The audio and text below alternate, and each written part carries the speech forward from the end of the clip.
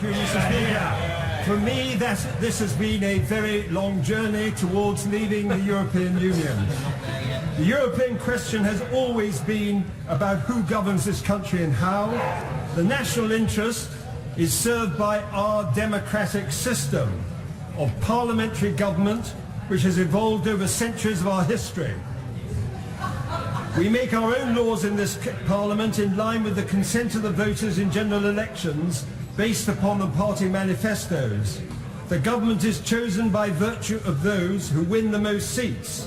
It is also fundamental that our proceedings are both accountable and transparent.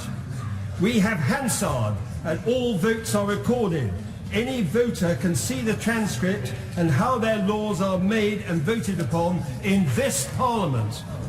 We must fully repeal the European Communities Act 1972 on the 29th of March as the Withdrawal Act legislatively requires. That is why I agreed with the Prime Minister when she said at the Lancaster House speech that we would not have truly left the European Union if we are not in control of our own laws. This agreement does not do this, despite breathtaking assertions to the contrary. This may even be indefinite through the backstop and through the undemocratic procedures of the Council of Ministers. We would be indefinitely shackled, as Article 132 affirms, even up to 31st December, so they say 20XX. The decisions in that council as to which laws we obey and changes to the rules, creating great uncertainty for business, will be decided by QMV or consensus by the other 27, behind closed doors. We will not be there. There will be no transcript and no reasons given as to how or why the laws imposed upon us will be arrived at. This alone is a reason why I'm voting against this withdrawal agreement. It is a denial of our democracy and therefore of the national interest. It defies the referendum vote and the Withdrawal Act itself, which repeals the European Communities Act 1972 and all the treaties and laws, including the single market and the customs union, which have been heaped upon us since we joined the European community itself in 1972-73. It is outrageous to suggest that what we are doing in rejecting this withdrawal agreement is undemocratic. This is pure Alice in Wonderland, Mr. Speaker, and turns the very notion of democracy and national interest upon its head. But that is not all. This agreement is not compromise, as the Attorney General suggested. It is capitulation, nor is it pragmatism. We are not purists. We are defending our democracy against servitude.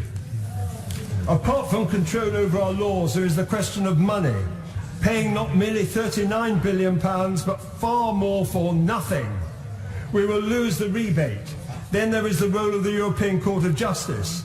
There is the issue of our not being able to trade independently outside the clutches of the European Commission. We have prodigious opportunities to create prosperity and to provide the revenue for the payment of our public services and by trading with on our own terms with other countries in the world through the Anglosphere and the Commonwealth. There is also the question of the constitutional status of Northern Ireland. There are the state aids in this withdrawal agreement, which would give a power of veto to the European Union over our incentives in relation to ports, industrial development as well, which will be one of our primary means of attracting foreign direct investment. Bear in mind also that in the European Union we run a deficit in the single market on goods of around £95 billion a year, whereas Germany hides behind the euro with a surplus of £140 billion a year with the EU 27. Sir Paul Lever, our former British ambassador to Germany, said recently in his book Berlin Rules, the EU, he said, is geared principally to the defence of German national interest. He explains, as I did in my own book Against the Federal Europe in the 1990s, early 1990s, that there will be a German Europe. He shows that no decisions, including those relating to the negotiations for the withdrawal agreement, were decided by the Commission or by other member states without the prior agreement of Germany itself. Why on earth would anyone want to remain? The EU does not work for the UK, nor the EU itself, with youth unemployment in countries such as Italy, Greece and France of between 20 and 50%. They are utterly disillusioned with the austerity imposed by the German-led fiscal compact. Hungary and Poland and other countries in Central Europe are in revolt, and even Sweden and Denmark have moved to the right. So what is it that makes these reversers in this House believe that we should remain in this imploding, undemocratic European Union whose economic foundations are in tatters as the euro stagnates? Why on earth do they believe that a new people's vote is needed when we had one enacted by Act of Parliament in the House of Commons and voted for by most of those now trying to unravel the Withdrawal Act, and despite every Conservative having endorsed the referendum vote in our manifesto? As I argued some months ago, our system is one of parliamentary government, not government by parliament. Government by parliament would be anarchic. So we are faced not only with a constitutional crisis, but also with a massive breach of public trust as a party and as a parliament. Up to the time of the Chequers proposals, I was fully prepared to support the government. But on the 6th of July, my trust in the government and the Prime Minister was completely lost. I asked her on the 9th of July how could she reconcile Chequers with the repeal of the European Communities Act 1972, and I got no reply. In the debate the next week, I stressed that the 80-page white paper setting out those proposals and now intrinsic to the withdrawal agreement had been pre-planned for probably up to a year. I explained it would unravel the European Communities Act 1972, that this was a gross misleading of Parliament.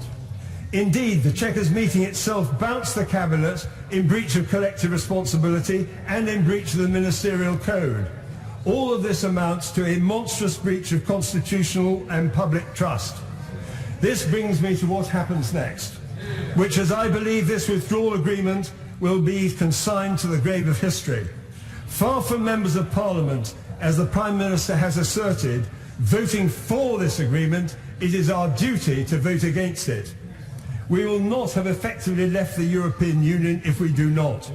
We will also be undermining our Westminster system of government, depriving ourselves of monumental opportunities on global trading on our own terms, and with our friends in the United States who are so disillusioned with this agreement, and the same applies to other members of the Commonwealth. As Churchill once said, and as I was reminded at the time of Maastricht by my constituents, we should put our country first, our constituency second, our party third. Tragically, our Prime Minister became leader of our party by coronation and not by the will of the party membership. They, by all the recent evidence, are profoundly against this withdrawal agreement. We then had the deeply unsatisfactory outcome of the last general election. I simply say, therefore, that now is the time to walk away from this European Union. The expression no deal is a misnomer.